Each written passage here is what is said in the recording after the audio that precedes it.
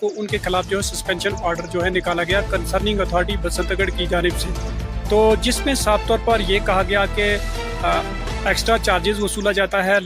चौकीदारे के नाम पे जो है एक्स्ट्रा पैसे जो है लोगों से वसूले जाते हैं और साथ साथ में ड्रग्स यानी नशे की हालत में लोगों के साथ चौकीदार नवा लाना होंदा ते जनाब अली 2-2 हज़ार रुपया उन्हें साढ़े थोड़ा वो करप्शन लीती है का जो है गलत बिहेव था। और साथ साथ में कंसर्निंग जो पटवारी है उन्होंने भी उनके खिलाफ जो है रिपोर्ट दर्ज की, उनके खिलाफ रिपोर्ट दी है कि वो लोगों के साथ भी मिसबिहेव करते हैं और कंसर्निंग अथॉरिटीज़ के लोगों के साथ भी और रेवेन्यू डिपार्टमेंट के लोगों के साथ भी तमाम के साथ उनका बिहेव जो है कहीं ना कहीं अच्छा नहीं है। साथ साथ में हर इदारे के साथ उनका कोई अच्छा बिहेव नहीं है, क्योंकि वो अक्सर जो है ड्रग्स की हालत में रहते थे यानी नशे की हालत में रहते थे। और उनके खिलाफ जो है एडमिनिस्ट्रेशन ने बसंतगढ़ के कंसर्निंग तहसीलदार साहब ने बहुत ही अच्छे और बेहतरीन तरीके से इनिशिएटिव लेके उनके खिलाफ जो है सस्पेंशन ऑर्डर जो निकाला गया है। कहीं ना कहीं लोगों का ये कहना है कि छानबीन करिए 4 या 5 महीने के बाद ये फैसला सुनाया और उसी सस्पेंशन आर्डर ਉਹਦੇ खिलाफ कढ़िया तो अस इसके बहुत बहुत शुक्रगुजार हाँ अपने एडमिनिस्ट्रेशन दे कि साड़ा ये फैसला हल होया, क्योंकि उसके पर आरोप ये लाए जाते हैं कि वो एक तो शराब की नशे भी लत पत होई करी ते सारे कन्नै व्यवहार जो गलत काम करता हा, जेह्ड़ा कि एडमिनिस्ट्रेशन कन्नै भी उन्हें बसंतगढ़ बेल्ट फोर्स के कन्नै भी उन्हें शराब पी करी ते बड़ी उन्हें कन्नै लथपथ हालत बेहुदा गल्लां करदा रहिंदा। 5 या 6 महीने के बाद इसके खिलाफ जो है सस्पेंशन ऑर्डर को लाया गया है, लेकिन इस शख्स ने कहीं भी सुधरने की कोशिश नहीं की, अपने आप को सुधारने की कोशिश नहीं की, बिलाकर उनके खिलाफ जो इस तरीके का एक्शन जो है लेना पड़ा। तो कहीं ना कहीं कुछ लोग जो है उनके खिलाफ जो आई विटनेस के तौर पर 24 घंटे शराब पींदा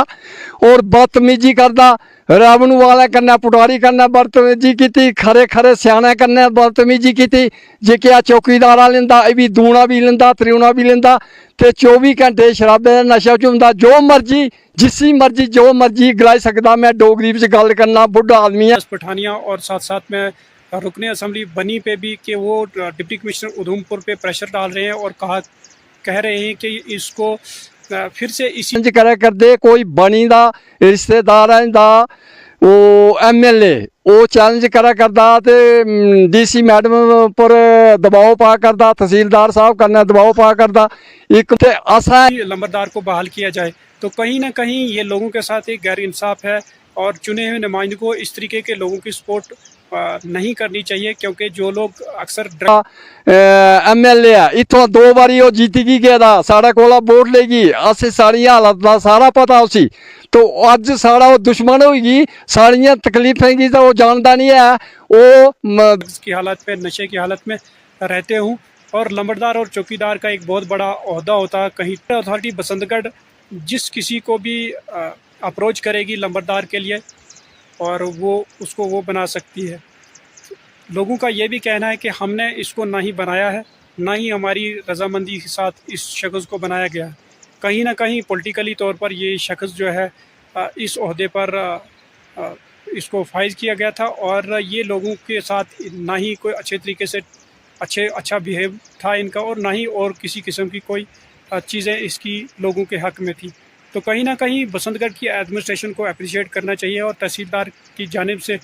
डिप्टी कमिश्नर उधमपुर को भी एक कॉपी भेज दी गई है और उसके साथ साथ SHO बसंतगढ़ को भी एक कॉपी और साथ साथ में बाकी लंबरदार और चौकीदारों को भी इन्फॉर्म कर दिया गया है जो कि इस तरीके का बिहेव जो है लोगों के साथ करते हैं। कहीं ना कहीं मैं कहूँ तो